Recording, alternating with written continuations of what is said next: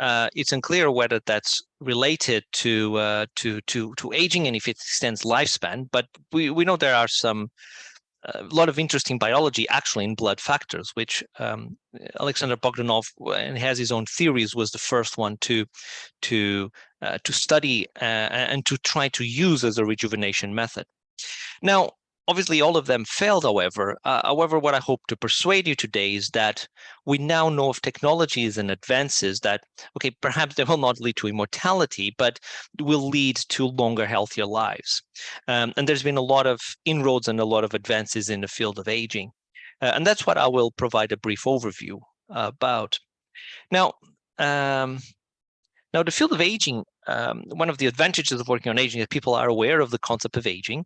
As you can see in this Czech centenarians.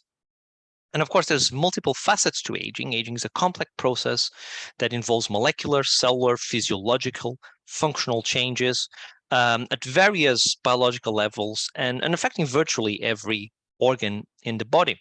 So I tend to have this very broad definition of aging as a progressive deterioration of physiological function accompanied by an increase in vulnerability and mortality with age.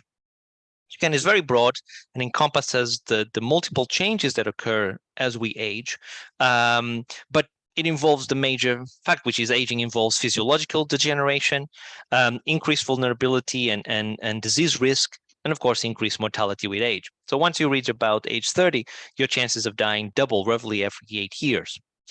So this exponential increase in mortality, which you see across populations, in rich countries, poor countries, you see it everywhere.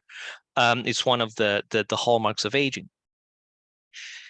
So we've been studying the process of aging for quite a long time. However, one of the things that, of course, is prevalent now is the COVID-19 pandemic.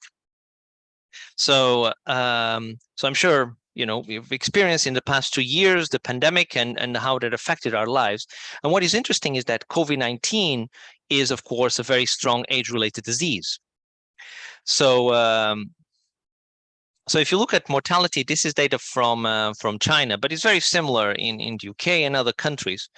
This is mortality data from COVID-19, and as you can see, there's a very strong exponential increase in mortality with age, which, as I said before, which you see in other diseases. I mean, you see it in cardiovascular diseases, you see it in cancer, you see it in neurodegenerative diseases, you see it across various diseases. But what is interesting is that COVID-19, which of course had this massive impact on our lives and it had a massive impact on our societies, is a very strong age-related disease. It is a problem because it affects older individuals, in which mortality is much, much higher than in children, for example. Now, okay, so we know that COVID-19 and other diseases are age-related diseases, but then the big question is, why are we at much higher risk from COVID-19 or from neurodegenerative diseases or heart diseases when you're old and when you're young? And unfortunately, we still don't have a good answer to that question. I would say biology of aging is still an unsolved problem. We still do not know why do we age, why human beings age. We don't understand the precise mechanisms, cellular molecular mechanisms driving the process of human aging. I mean, there are some theories, and I'll touch upon a couple of them. But exactly why we human beings age is still not well understood. Having said that, there has been progress in our understanding of aging. So one of the things that I've always found fascinating is the fact that some species of complex animals appear not to age at all. So I mean, as you can see, there are a few examples, and these are vertebrates. These are okay. This is a particular type of fish of a genus called Sebastes, a kind of rockfish. These are painted turtles. There's a particular type of salamander, a blind salamander that lives in caves in France, called the olm. So these are complex animals, and they appear not to age. What I mean by appear not to age is that they don't exhibit the physiological decline and increase in mortality that you see in human beings and mammals, for example. and mice. Now, maybe, of course, they could age after a very long time. It's possible that they age after 500 years. We don't know. I mean, hard enough to study, to get a grant for a 5-year study, right? So we don't know if they eventually age. Maybe they do, but at the very least, they age much, much slower than human beings. So what it shows is that aging is neither inevitable nor universal. There are species that appear not to age. And I think that's quite an important conceptual observation. Even though we don't understand why, it's important that there are species that appear not to age. I think, I tend to use the analogy of the Wright brothers. The Wright brothers who developed the airplane, they took inspiration from birds because birds are heavier than air organisms that can fly. So, the reason, okay, there are birds, there are heavier than air animals that can fly, so we can build a machine that does the same thing. Likewise, in theory, we can develop ways using technology of not aging because we know from nature that it is possible. I'm not saying it's easy. I'm saying it's possible. So I've always found this long-lived species as inspiration, and we've done a little bit of work on it as well, which I'll very briefly mention. So one of the big technological advances in recent years has been at the level of DNA sequencing. So it's much quicker and cheaper to sequence genomes now than it was 20 years ago. So what you see here in the plot on the right is the cost. This is a log scale, I should say. So there's been a massive drop in the cost of genome sequencing, even faster than Moore's law, which is the cost of computers, cost of semiconductors. So even our advances in computing have not been at the same level as advances in DNA sequencing. So a lot cheaper and quicker to sequence genomes, thanks to technological advances like this machine. I mean, it's a photo of me pretending to work with that machine. But so thanks to these technological advances, we can now sequence genomes much quicker and much cheaper than ever before. So we've been taking advantage of these technologies to look into the genomes of particular long-lived species. So again, without going into a lot of details, one of the species we've been focusing in is the naked mole rat. So these are, as you can see, these are very beautiful animals. These are rodents. So they're slightly bigger than a mouse, slightly smaller than a rat. So they're rodents. They're relatively small. But what is interesting is that they're very long-lived. They can live over 30 years, and they're very cancer-resistant. So clearly, compared to mice and rats that live 3 or 4 years, they age much slower, and they're very resistant to cancer. So they must have natural mechanisms of protection against aging and age-related disease that we lack.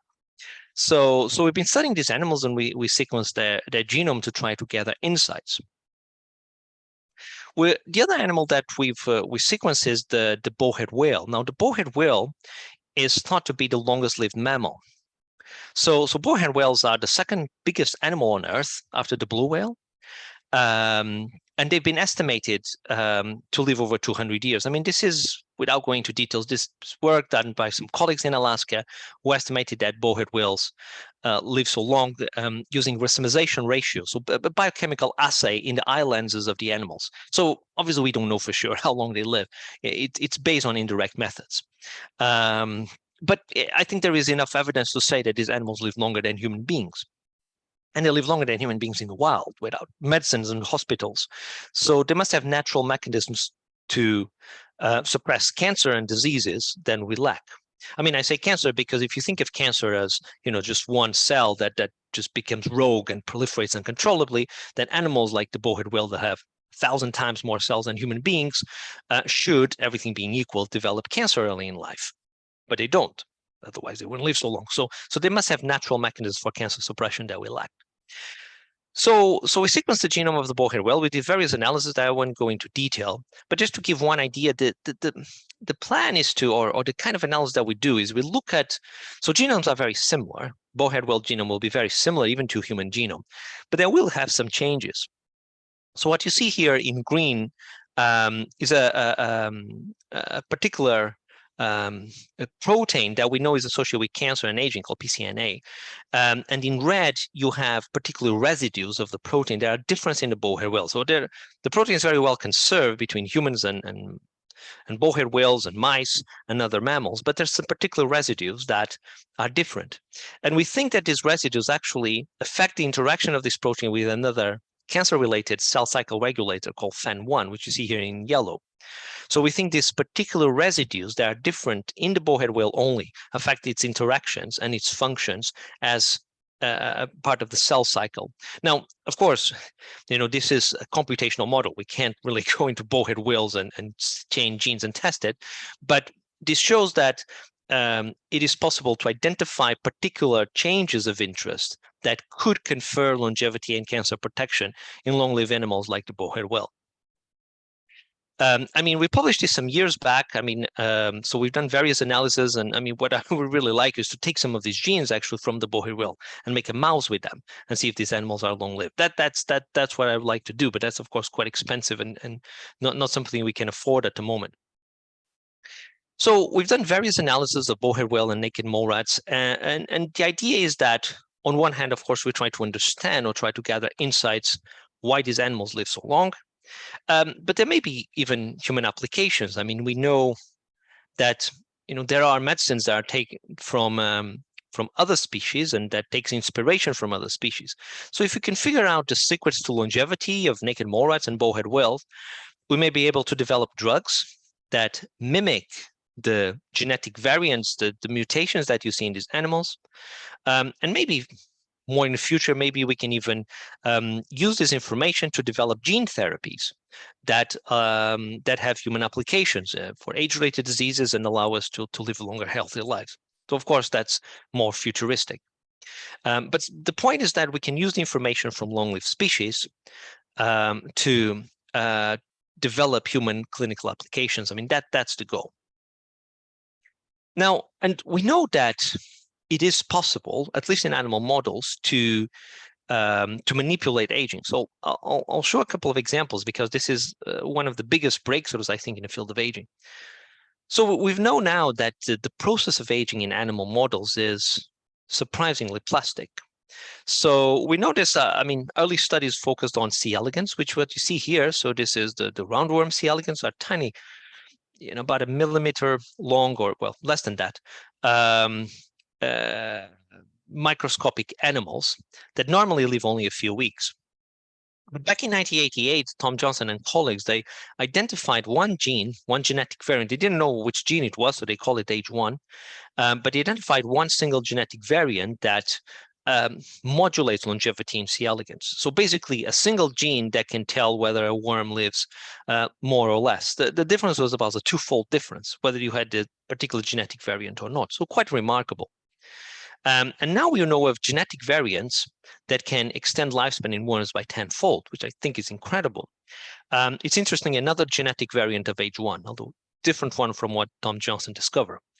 So what it means is that you can have one single genetic variant, a change in a single gene that makes animals, instead of living a few weeks, live for more than 6 months.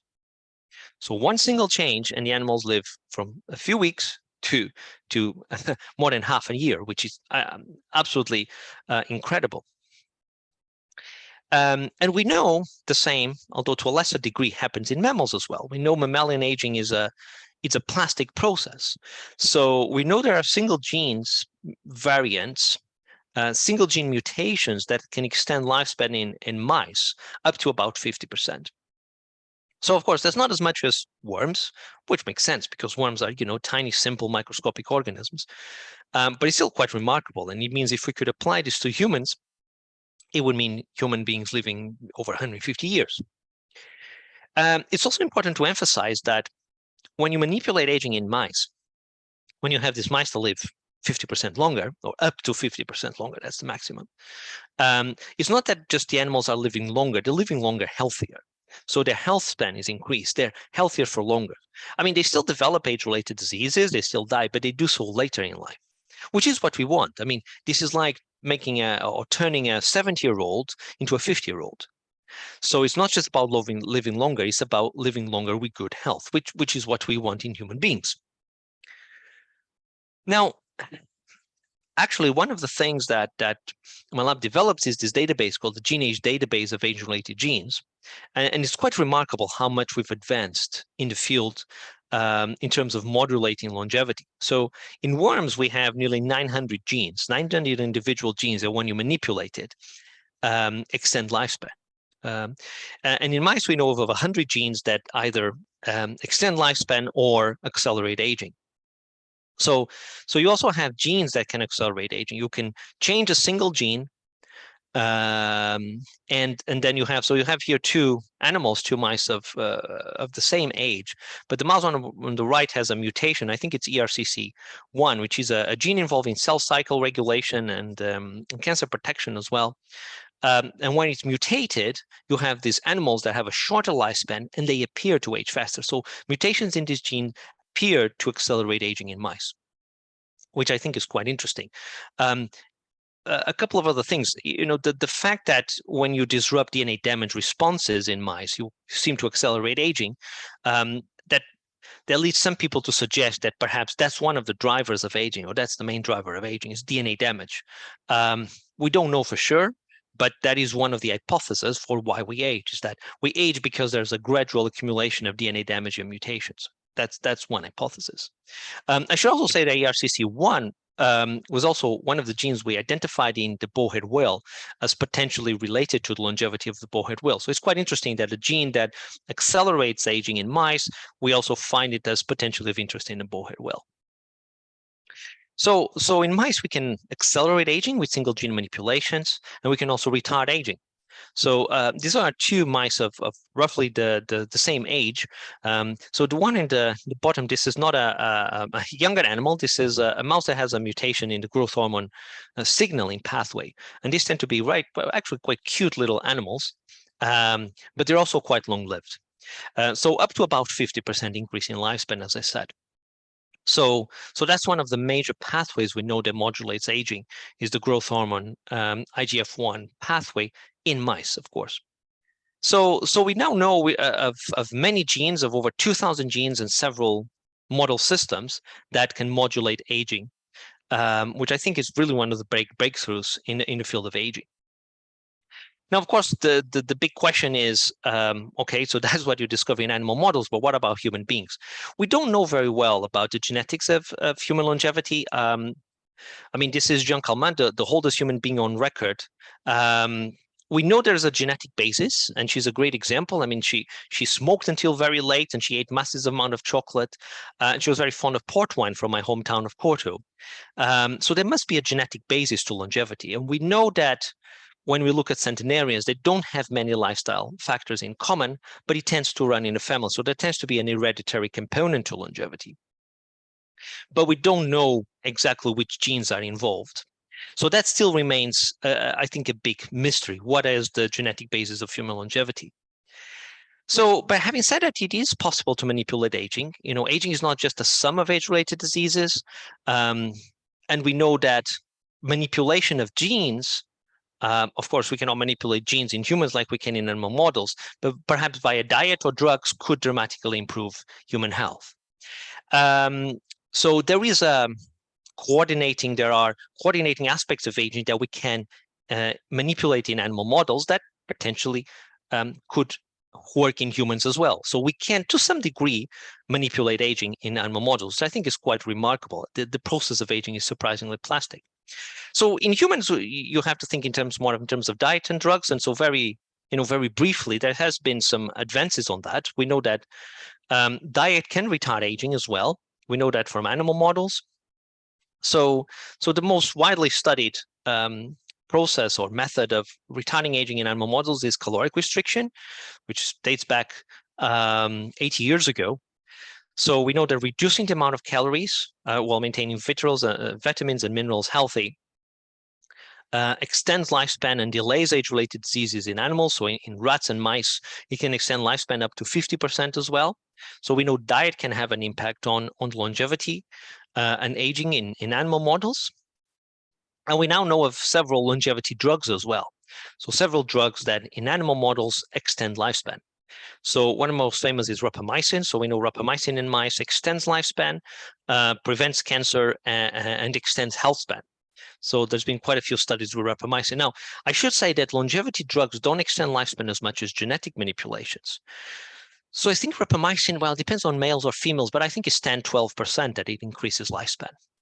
So it's not 50%. So we don't have any drug that extends lifespan in mice by 50% like we can with genetics, which makes sense because a drug is not as powerful biological change as a genetic mutation.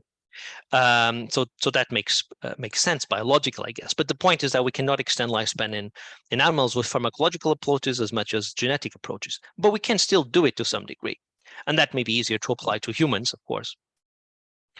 So that's the goal, really, is that we apply this knowledge and these advances in genetics, dietary manipulations, and pharmacological manipulations to human beings and develop interventions in human aging that not only extend lifespan but preserve health.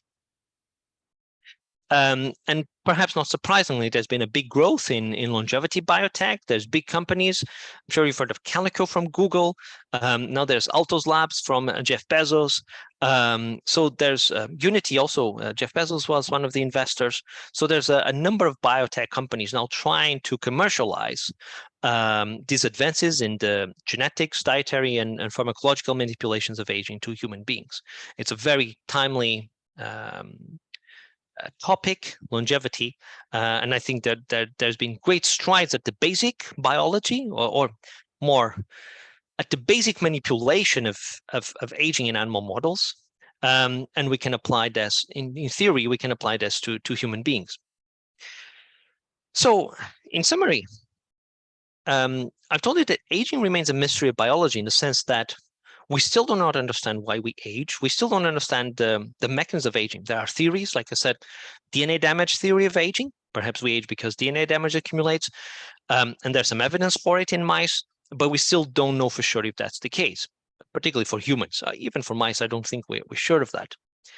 So there are theories of aging, but we still don't understand well why we age. Having said that, we know of there are species that appear not to age. They are long-lived species, so aging can be manipulated. Natural selection, evolution manipulates aging. And we're doing some studies of long-lived species to find genes that confer longevity and protect against aging. We know in animal models there's genes that can regulate aging. In mice, up to 50% increases in longevity. They can accelerate aging. You can make mutations that accelerate aging, and you can make mutations that retard aging. But I think is one of the big breakthroughs in the field. In humans, however, we know human longevity has a genetic basis. We know that from studies of twins, for example, but we still don't quite understand, or we still quite know, which genes are involved in modulating or in conferring longevity in human beings. We don't. The genetic basis of human longevity is not well understood yet, although there are some candidate genes like ApoE and so on, but we still don't understand well the genetic basis of human longevity. We know that there are, at least in animal models, diet and drugs that can retard aging in animals. And that I think is a clearer path for translation than, of course, genetic modifications. And not surprisingly, the biotech business of longevity has been growing very rapidly. And I think there's a lot of interest in it. And I think, biotech, obviously, most companies fail, but I think some of them will be successful and will have longevity drugs in humans in a not too distant future. So, I mean, my perspective about the future of the field as a whole, I mean, this is the life expectancy in various countries, mostly in Europe, but in North America and Asia as well, that there's a massive increase in life expectancy in the past 150 years. And this was mostly driven by antibiotics and medical advances and sanitation as well that curbed infant mortality and infectious diseases. But I'm optimistic that this will continue to increase thanks to these longevity drugs. So it doesn't mean people living forever or immortality, but even if we could delay aging slightly, that would have a massive impact because aging is the major risk factor for cardiovascular diseases, neurodegenerative diseases, cancer, etc. So I am optimistic that we will develop longevity drugs. I mean, we already have candidates, but some of this will pan out in a clinic and will have clinical applications and will allow people to live longer, healthier lives. So with that, I want to thank everyone, of course, for the invitation again, for the attention. I mean, this is my lab. We didn't mention much about what we do. I mean, this was actually a photo before the pandemic, so it's a couple of years old already. And as you know, now I've moved to the University of Birmingham as well. I mean, if you're interested, feel free to drop me a line and check out our lab website for printed and more information of what we do. And thank you again for the time and attention. Okay. Thank you very much, Prof. Pedro de Magias. So it's wonderful, very wonderful presentation. So yeah, we can get some insight from your lectures, like such as the manipulating aging is also possible, and also it's interesting to modifying the longevity genes to extend the lifespan and also the health spans. But still, some remains question about the aging. And anyway, so we would like to move to the second speaker.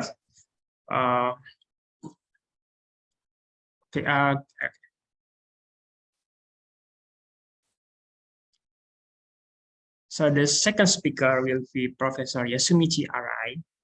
He is the geriatrician and also the scientist from the and also the professor at the Faculty of Nursing and Medical Care, and also professor at Center for Supercentenarian Medical Research in Keio University, Japan. So he was the visiting scientist of the Institute of Aging and Health in Newcastle in the UK. And currently he's mainly studying about the centenarian and also the supercentenarians. So today he will give a talk about what can we learn from centenarian and also the supercentenarian people in Japan based on their clinical and also the molecular phenotypes. Okay, so Professor Yasumichi Arai, thanks for joining this session. So the time is yours. Yes, thank you very much for kind introduction. It's great honor for me to be invited this webinar. Can you hear me? Yes, perfect. Yes. Okay. Also,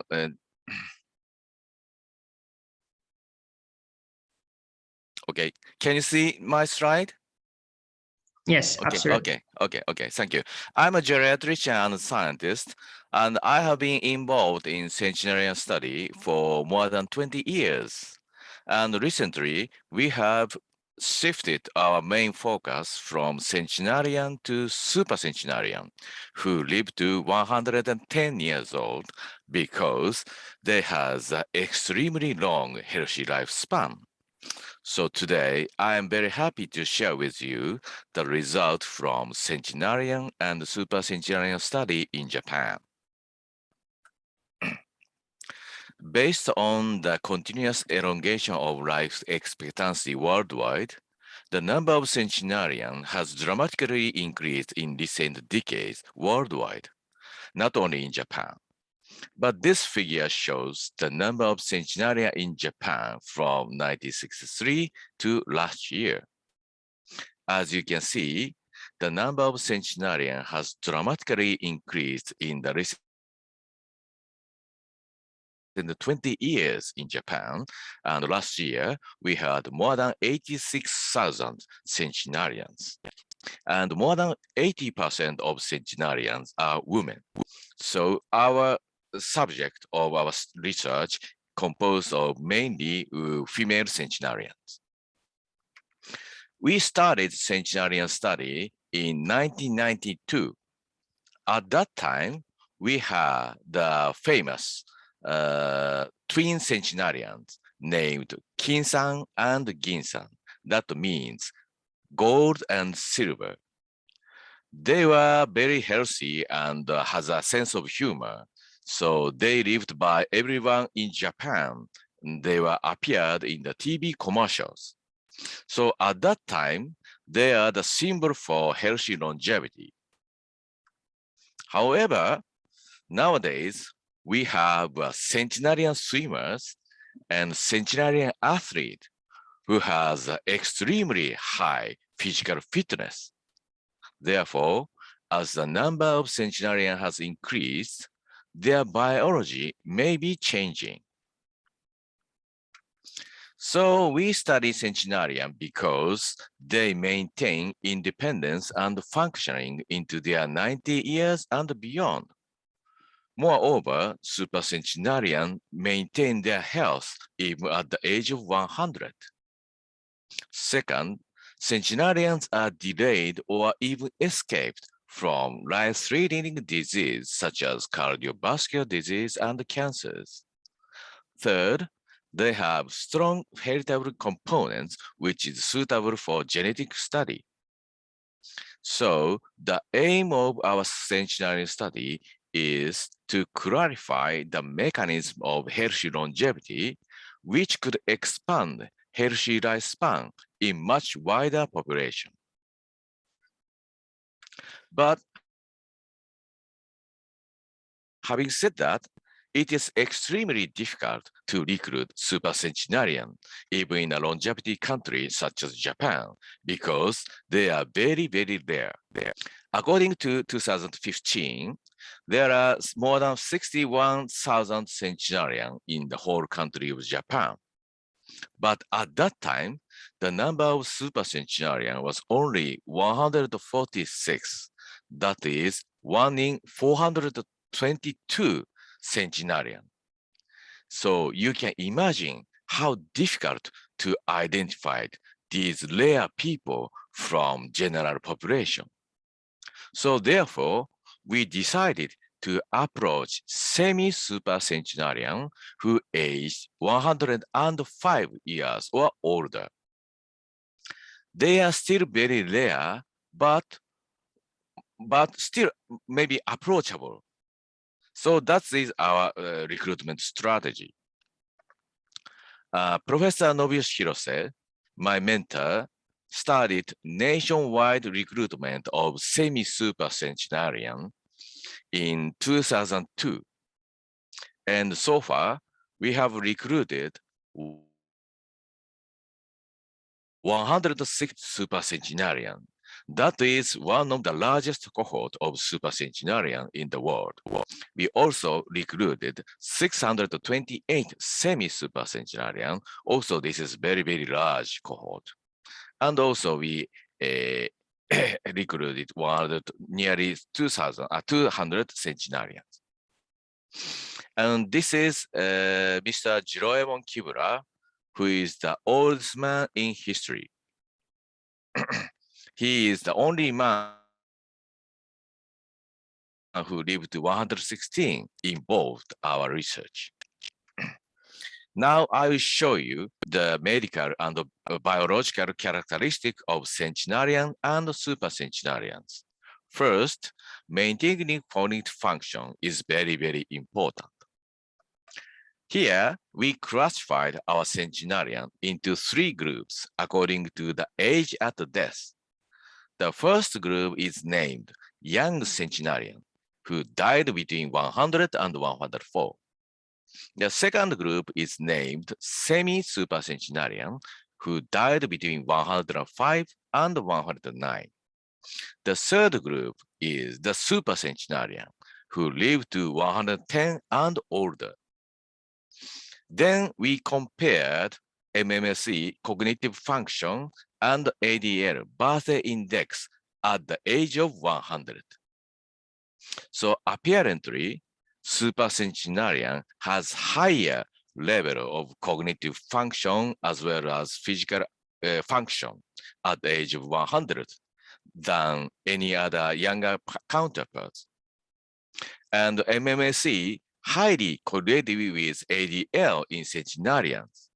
Therefore, supercentenarians are characterized by the extremely long health span.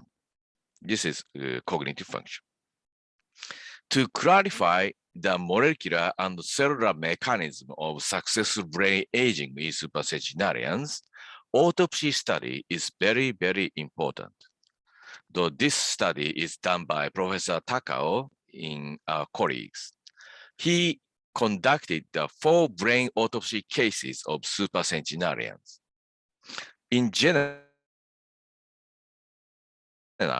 supercentenarians' brains maintained weight and morphology that means the atrophy was minimum. And unsurprisingly, there is no one who carried ApoE4.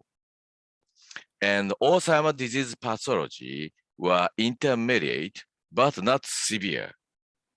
And Lewy body pathology was not at all. And their vasculature seems to be very healthy, and arteriosclerosis mild to moderate. So these results suggest supercentenarian brains are protected from age-related pathology, such as Alzheimer's disease pathology or arteriosclerosis. Then we conducted the genetic study.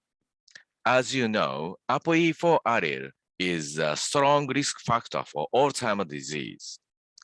As compared to the general population of the Japanese people, the frequency of ApoE4 were lower in order of young centenarian, semi-supercentenarian, and supercentenarians.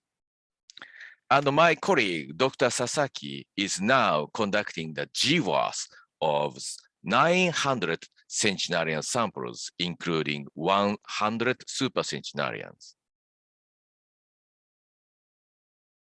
And again, ApoE4 is the most significant GWAS hit. And also we had some, but not so many GWAS hit here. So now Dr. Sasaki is preparing for publication for this analysis. Therefore, supercentenarian's genome may have a protective variance for cognitive decline. Second, centenarian and supercentenarian are at lower risk of cardiometabolic diseases. In compared to general population of the elderly, the prevalence of diabetes of centenarian and supercentenarian are significantly lower, less than 1/3. And the prevalence of hyperlipidemia and hypertension were also significantly lower in centenarian. And the lifetime incidence of coronary heart disease did not increase even in the centenarians. So you can see centenarian and supercentenarian at lower risk of cardiometabolic disease. However, there is no significant difference between centenarian and supercentenarian in terms of cardiovascular risk. Then we conducted ECG study of centenarians. For major ECG abnormality, such as old myocardial infarction, pacemaker rhythm, and atrial fibrillation. So these major abnormality did not increase with age beyond 100 years. And the prevalence of left ventricular hypertrophy was significantly lower in supercentenarians. So supercentenarians may escape from cardiovascular disease or major ECG abnormalities. However, for minor ECG abnormalities, for example, first-degree AV block and left axis deviation, the prevalence of minor abnormalities is indeed increased with age, and supercentenarian has highest percentage of minor abnormalities. So 60% of supercentenarian has minor ECG abnormality. So that means supercentenarians may escape from cardiovascular disease. However, something happening in their heart.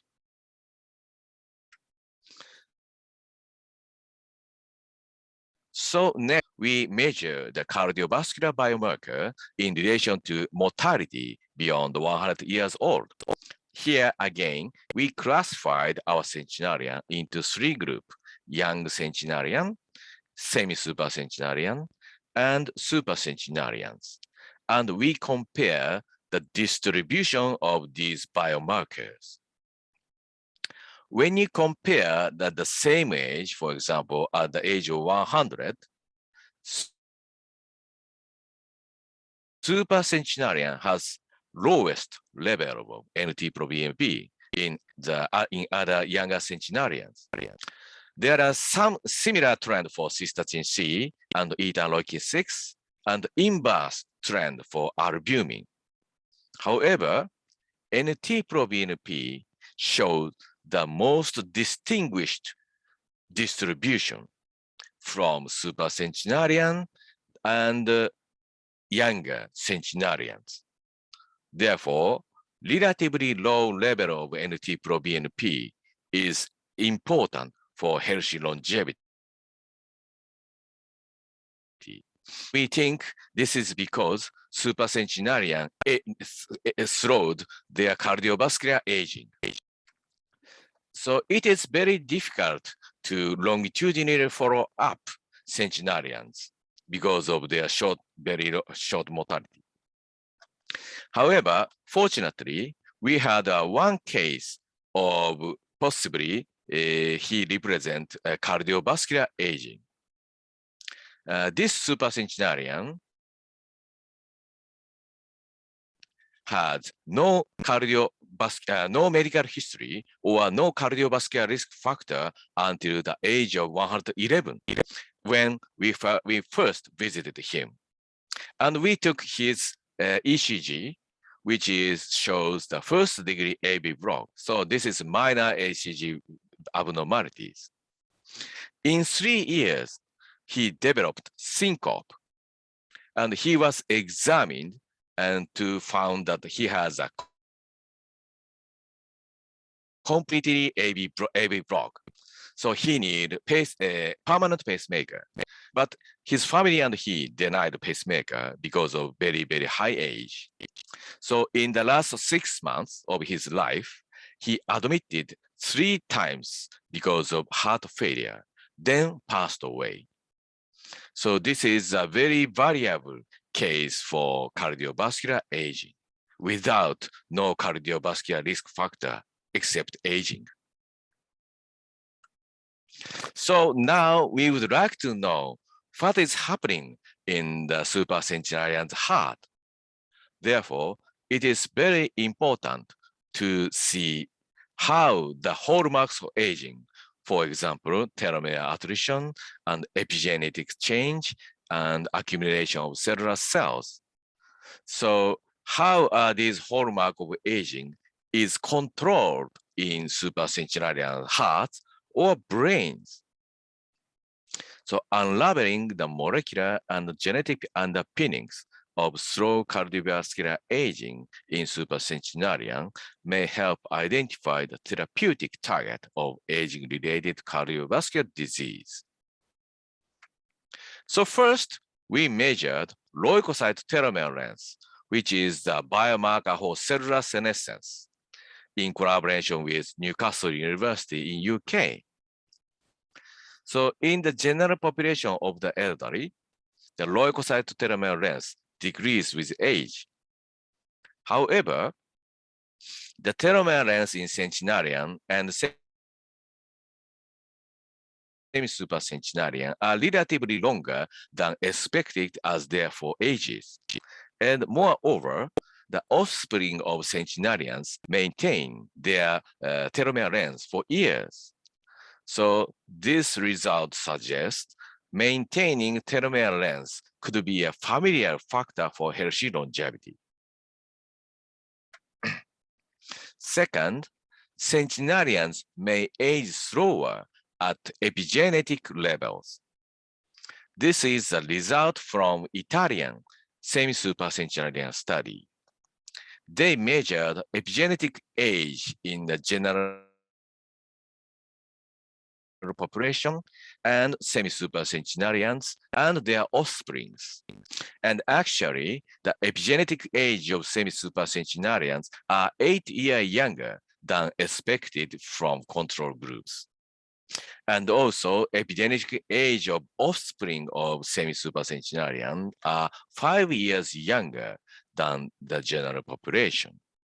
So again, centenarians may age slower at the epigenetic level. Then we applied single-cell transcriptome technology to supercentenarian study. In collaboration with Dr. Hashimoto in Riken, we conducted the single-cell transcriptome of PBMC from 7 supercentenarians.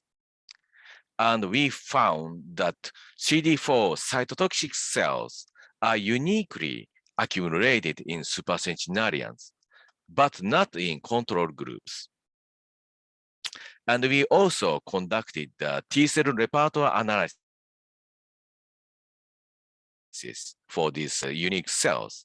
And we found that these unique cells are accumulated in supercentenarian through clonal expansion.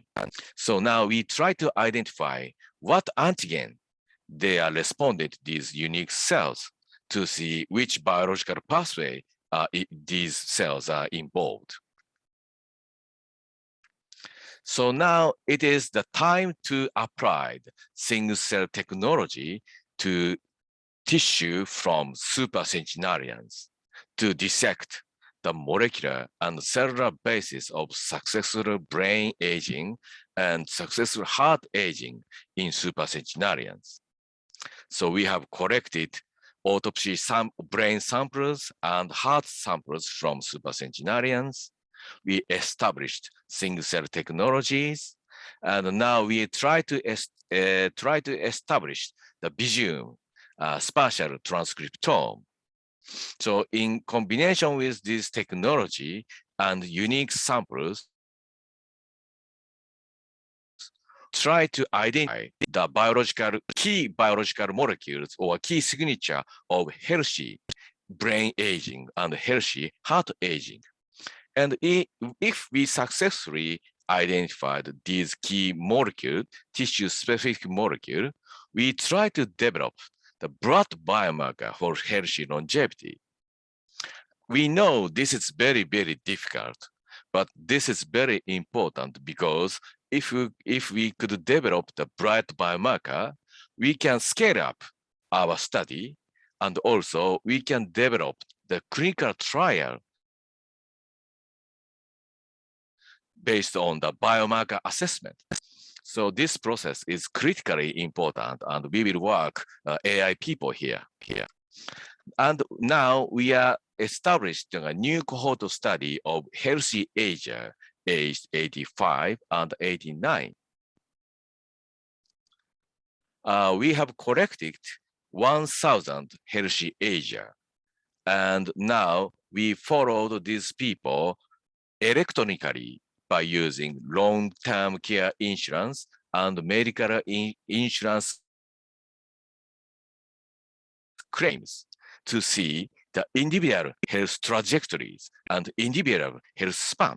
And we have sampled blood samples and imaging biomarker and lifestyle factors, and to see which biomarker predict the individual health trajectories. And if we have successfully identified these biomarkers for healthy aging, then we applied health promotion and disability prevention program based on the biomarker assessment.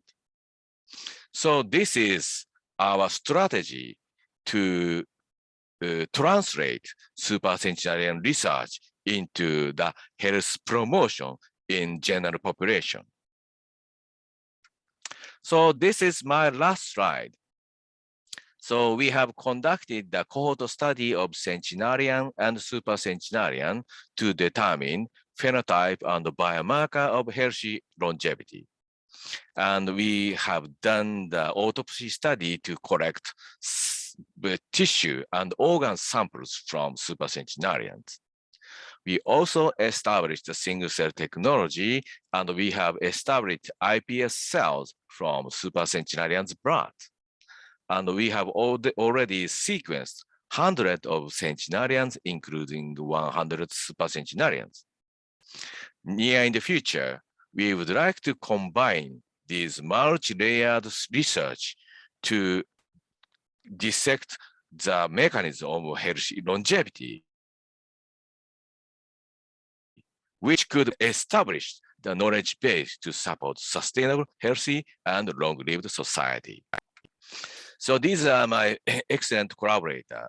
I would like to thank Centenarian and their family for their kind participation. Thank you very much for attention. Thank you very much, Professor Yoshimichi Arai.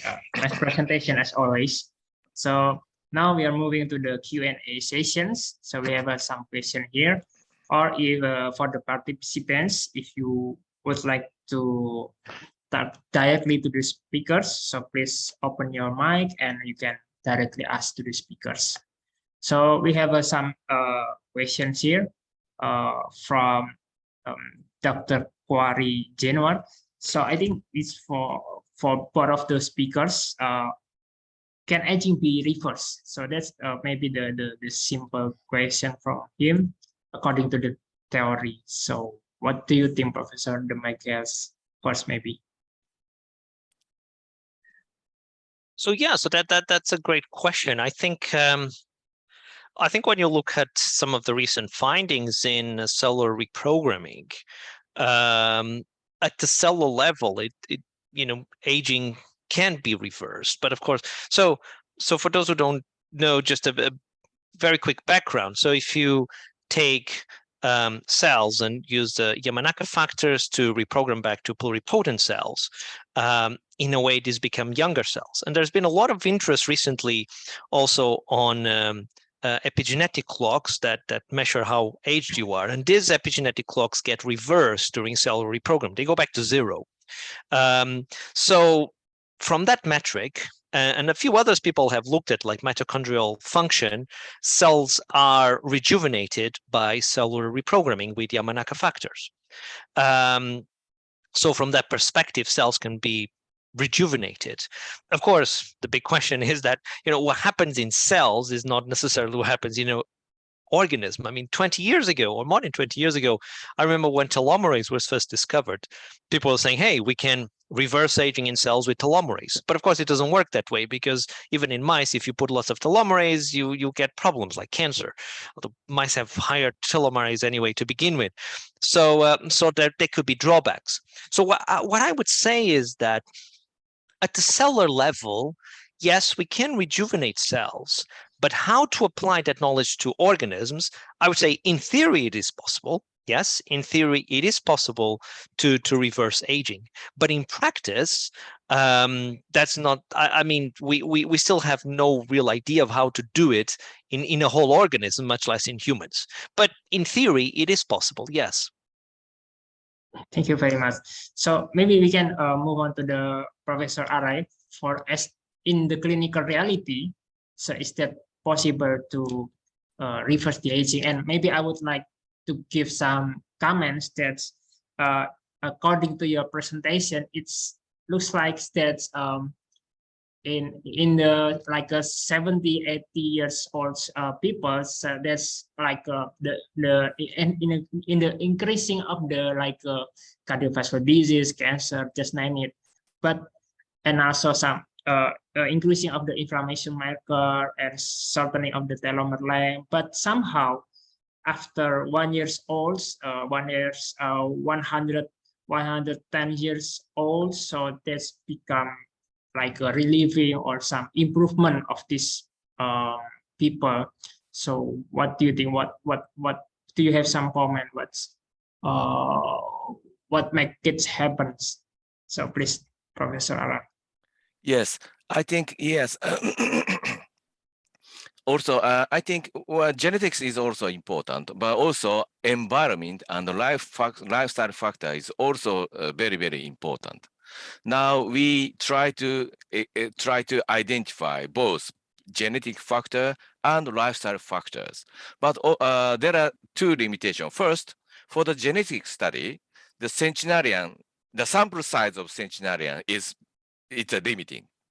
I think Professor Joe will agree, because our sample is very big, but just 1,000. This is not enough for GWAS. So this is one limitation for our genetic study.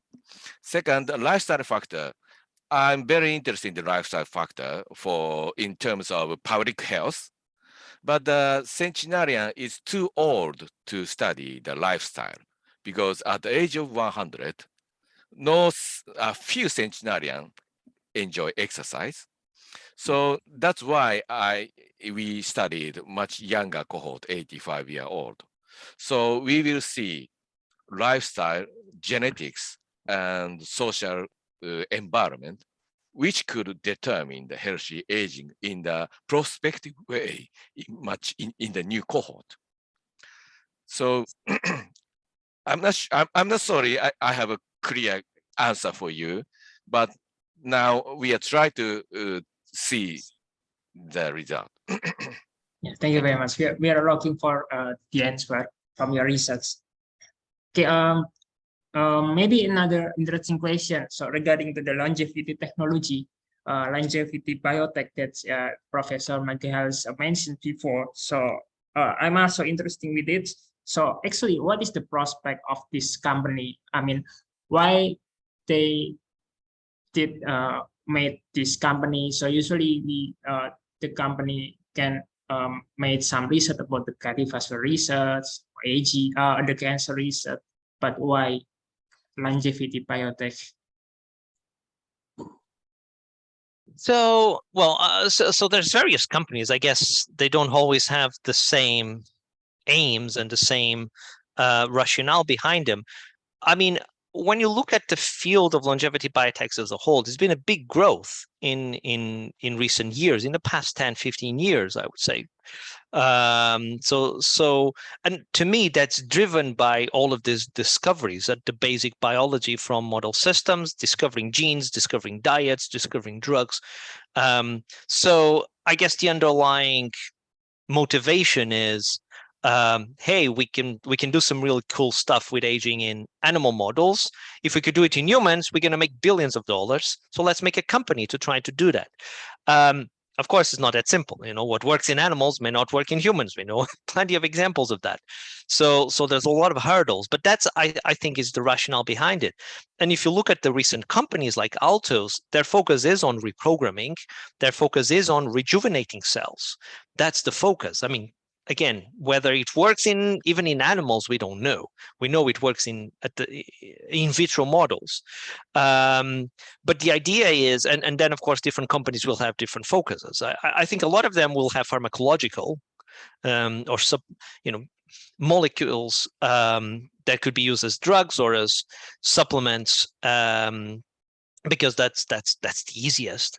But some companies may be a bit more ambitious or more risky as well, and try to focus on things like gene therapy. So one of the companies I'm involved in, Youth Bio, we're trying to develop gene therapies for aging. But I guess what all of them have in common is trying to harness what we've discovered in model systems and try to apply it to humans. Because if we could retard aging even if slightly, that would have huge impacts and would have big commercial implications as well. Yeah, I think so. So we should maybe I saw your recent paper that maybe we could say that aging is a disease, something like that. So we can make some reasons about making the company something like that. Okay, so we have a next question. So maybe for the Professor Arai, and also then I would like to ask the Professor Magalhães about this one. So regarding your research, Professor Arai, for the centenarians in Japan, so what do you think? Which one is the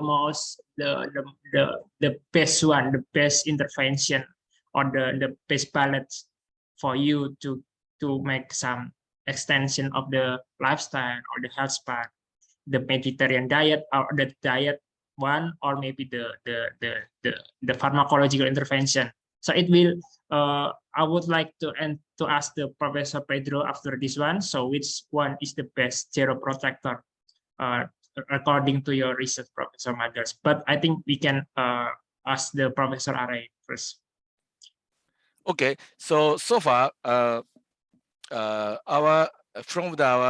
observation from centenarians is diet is also very important to avoid obesity. because prevalence of diabetes is extremely low among centenarians because they keep fit during lifetime. So diet and exercise is first importance. And, because no centenarian took metformin, so I don't know the effect of metformin at that time, but the prevention of diabetes and maintaining insulin sensitivity is very important for healthy longevity, possibly due to the diet, Japanese diet, and also keep fit. So this is one thing. And I don't think that, I mean, lifelong calorie restriction may not work. I mean, at the age of 100, they eat well. So, active centenarian eat more. So maybe in the young time, for the young people, calorie restriction could work to prevent diabetes and obesity. But when we get older and older, I don't think the calorie restriction work to further healthy longevity. So maybe it should be timing. So at the age of 100, to avoid frailty, to avoid sarcopenia, and osteoporosis is very important issue.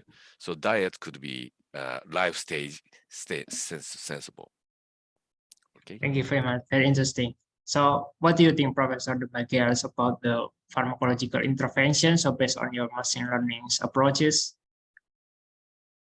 I think they're very exciting, but on the other hand, of course, if you're trying to target a process like aging and you're healthy, if you don't have a disease, then you need something that is really safe, right? Not going to have side effects. So, I mean, I guess and then there's a bit of a balance between, what's going to give you the greater benefits, but maybe have risk, right? So I always compare things to exercise. Is this particular intervention better than exercise? Right? I mean, because we know exercise is healthy for you. We know it reduces incidence of age-related diseases. So is particular interventions better than exercise?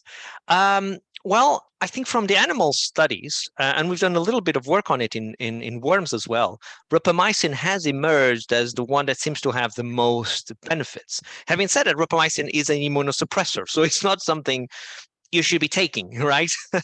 So it does have potential side effects that can be quite serious, I would say. So that's the drawback. So when you put the data together, rapamycin does emerge as the most promising, but it has side effects. So I think there's still quite a lot of question marks. Now, you may know Matt Kaberlein and Daniel Promislow are doing some trials on rapamycin in dogs, in companion dogs, which I think is very interesting. So I think that's a very exciting approach. And there's companies trying to develop rapalogs, drugs that have the benefits of rapamycin without having so many side effects. So that's also exciting. So I would say rapamycin is the one that looks the most promising at the moment, but because it has side effects, don't go out and take rapamycin. That's yeah, at least not yet. Let's wait a little longer. So how about the metformin? So as you know, Dr. Mirbarsile made some 10 trial about that. So what do you think? Is that promising?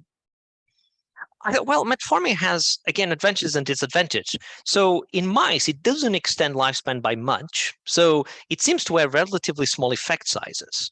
It is very safe. That's the advantage. I mean, people have taken metformin for decades. And I mean, there's a small subset of patients that can have problems. But by and large, it's a very safe drug. So when you look at high risk, high reward, I would say it's low risk, but possibly low reward. And I think the question is, if you already exercise and if you already have a healthy lifestyle, is it going to still have benefits in addition to that? And that's a big question mark. But I'm very, fingers crossed that Mirbarsile can do his TAME trial, and because that's the sort of clinical data we need to actually answer these questions better. Yeah, very interesting. Thank you very much. So the next one will be the Professor Arai. So we have two interesting questions here. So for the first question from Dr. Faiza Fuliani, so what do you think? Maybe what is the ideal age of a human being? So as Professor Magels mentioned that some animals do not age, some animals can live until 500 years. So how about in human? What is the ideal age for human being? Sorry, you still mute. You can unmute your voice. Yes. Okay, so your question is how long can human live?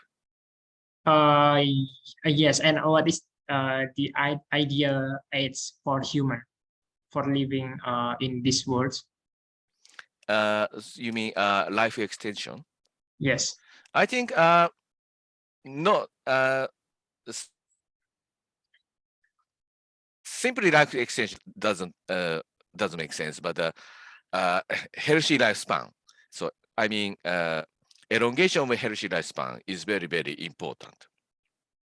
But I think there should be a limit or natural limit of human being, because based on my supercentenarian research, the number of centenarians in Japan has dramatically increased, but the number of supercentenarians does not increase anymore in Japan.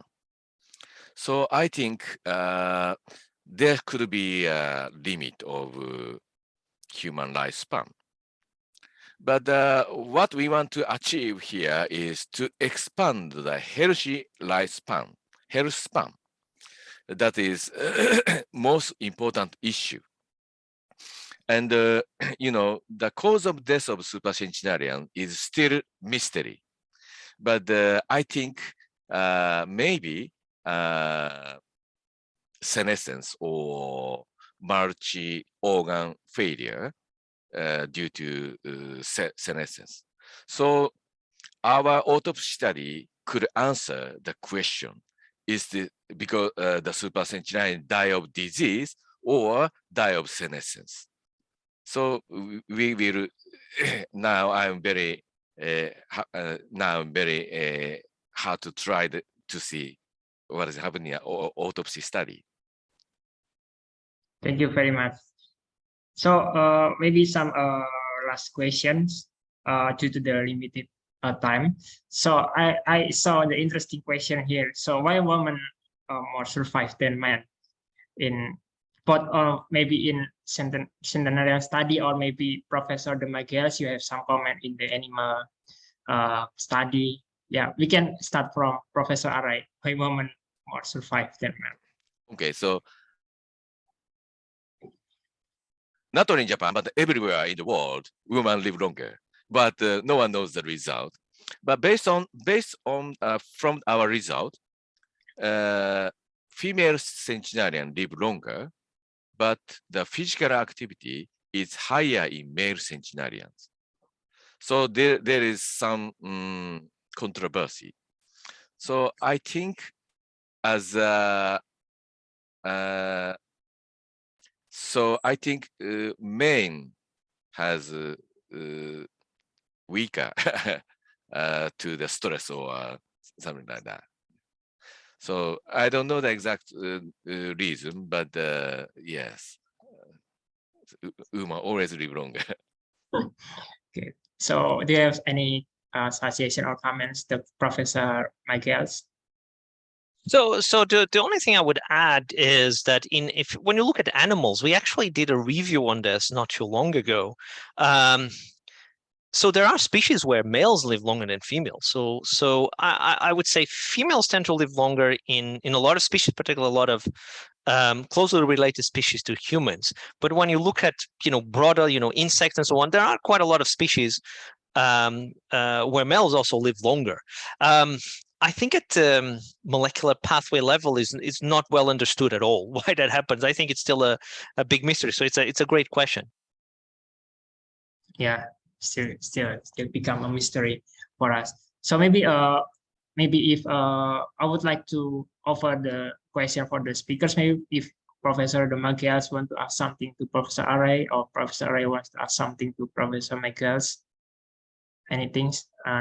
No? Okay.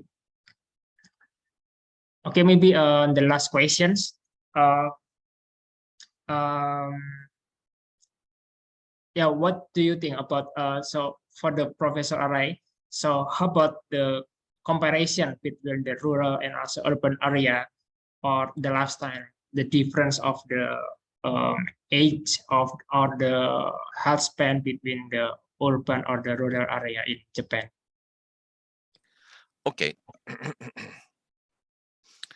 Our study covers whole country of Japan, and the south area is warm area, has higher density of centenarians.